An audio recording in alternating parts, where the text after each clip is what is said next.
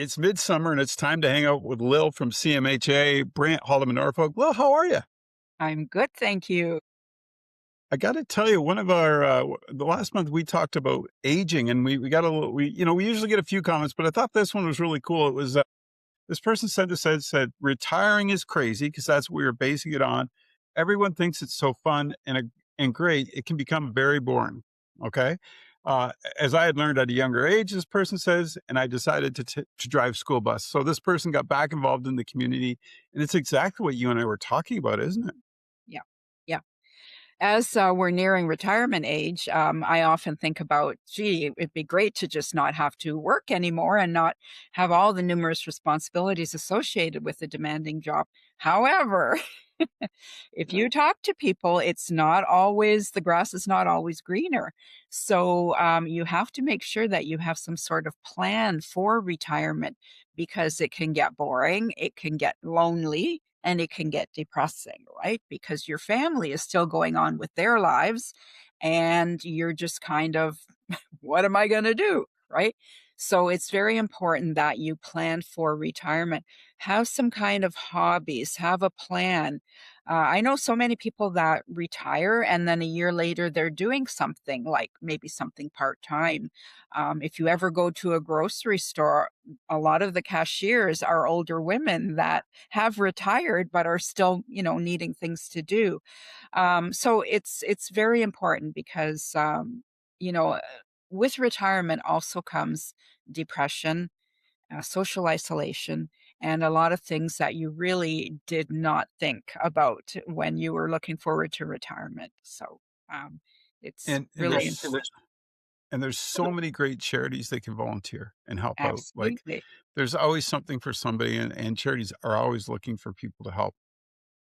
Uh, absolutely. well, and thanks, Abby, for that insight. We appreciate it. I do want to ask today, though, my question, and you mentioned the word planning, and what I was thinking about that I wanted you to sort of address for me was if someone's going through some mental health crisis and they're working through it, they're doing the best they can.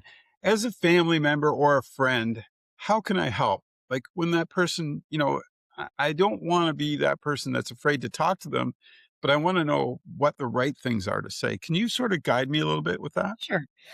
Patience is key, right? So perhaps as a family member, we would like to see perhaps faster progress to the integration and getting back into society and back into the swing of things. But it's really important to allow this person to move at their own pace, okay? Find their comfort level and move towards what they're able to do at the moment. We can't put pressure or push them in any way.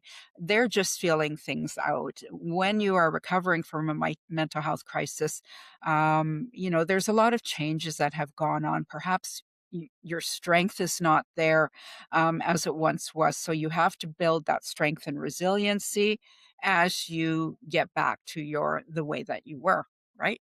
And I find that, Um, in the past, when maybe there's been something that I didn't understand, a family friend was transgender, I didn't know how to address the person, but I did find the easiest way was quietly ask, "How would you like to be Mhm. addressed?" Yes. Because I want to respect that person, and they can ask me the same thing, how I want to be addressed. And I think sometimes that can get more complicated than it needs to, than it needs to. You overthink it a bit. It was more or less just making it a quiet conversation, so I understood. Absolutely, right? And people will respect you for wanting to learn, okay? Ask the question like, how can I help? What am I doing wrong? What am I saying wrong? And you'll get a lot of information by asking those questions, right? Because you may be fumbling through on your own, thinking you're helping or doing the right thing, Right. but you may not be. So it's really important to just have that conversation. Like, how can I help you through this? What can I do? Okay, what can I do? And a good example is every time I want to open the door somewhere for an elderly person or someone who is in a wheelchair, I always ask, "Can I help?" Right? Because we're kind people, right? And we want to just, oh, here comes an elderly person. I'll open the door. Here comes a person in a wheelchair. I'll open the door. But that can be offensive sometimes because they may be perfectly capable of doing things on their own. So just ask.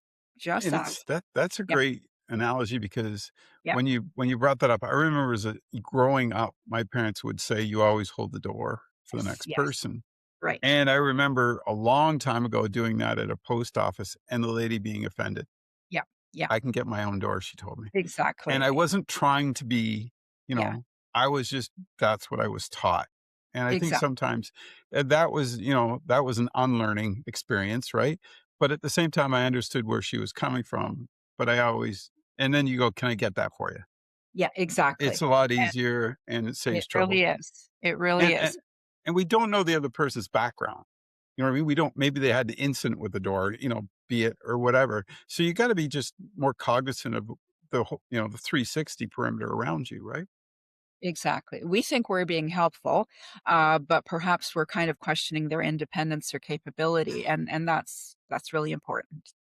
And it's, I think you and I off air talk about this. We're at a different stage in our lives now, but I mean, all the stuff we saw in 1974 doesn't hold Mm, water much no, anymore, and it changes and transitions are, it's always transitional now. It always has been more so quicker now, I think.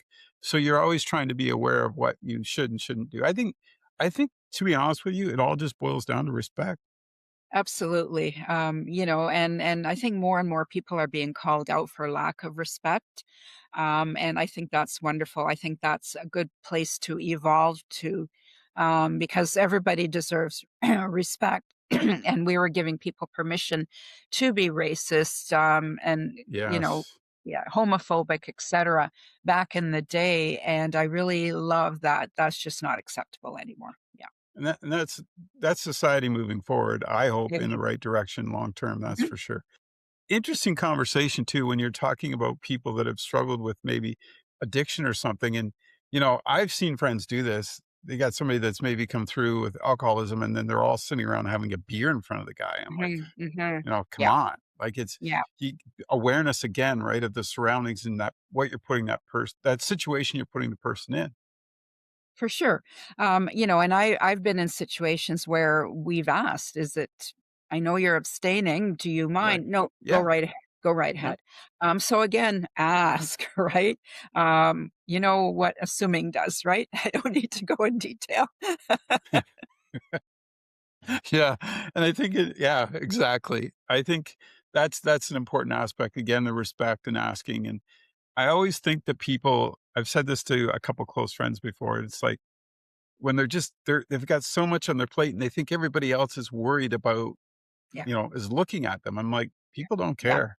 Just yeah, no, do what's right for you, but make sure it's an open-ended book to help yeah, other people," right? 100%. Sure, We yeah. all we all we all think our egos are way bigger than we really do.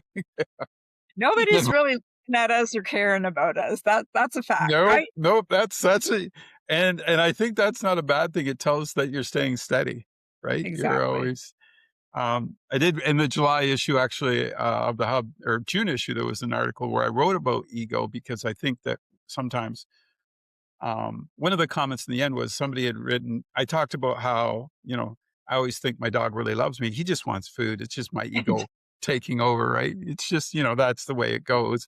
And Yeah, my wife will always compliment me if I get dressed up. "Oh, you look great." And I know I don't look great. It's just my ego allowing it to happen.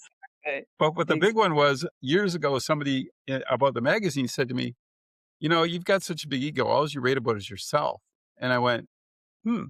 I said, "Well, actually, I write about my experiences so I Right, can share them with other people so they don't make the same mistakes I did or help them exactly. understand where they need to get to." Right. And I think that's, indicative of what we do because I'm going to tell you what helped me. And if it helps you, Mhm. that's just great. And I said, that's just caring. Really, that's just sharing an experience to try and make somebody else's life better. And we all Exactly, need to do that more. So, yeah, I agree. I all agree. right. Well, I'm going to let you go because my ego's too big for this screen now. So thanks for doing this with me, Lil. And Yeah, sure. and CMHA, keep up the great work, you guys. I Thank appreciate it. you.